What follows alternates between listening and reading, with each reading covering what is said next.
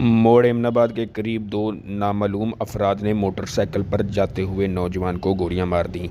मौके पर हमारे ब्यूरो चीफ पंजाब शहजाद अली मौजूद थे। आइए जानते हैं बाकी शहजाद अली की ज़ुबानी। ये पैरिस माल की मोड़ एमनाबाद के पास खड़े हैं। स्टॉपर है। तो ये एक भाई था जिसको जाते हुए तीन बाइक पे लड़के थे, तो उन्होंने जाते हुए गोली लगाई है, तो इसकी टांग पे गोली लगी है। तो ये हमारे भाई 1122 वाले हमने कॉल की है, इन्होंने टाइम की पाबंदी करते हुए फौरी तौर पे यहाँ पे पहुँचे हैं और ये देख सकते हैं कि अब ये ट्रीटमेंट कर रहे हैं इसकी।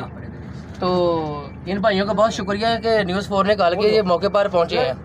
तो इनका हम तहे दिल से शुक्रगुजार करते हैं कि वो ट्रीटमेंट कर रहे हैं इस भाई की। मोड़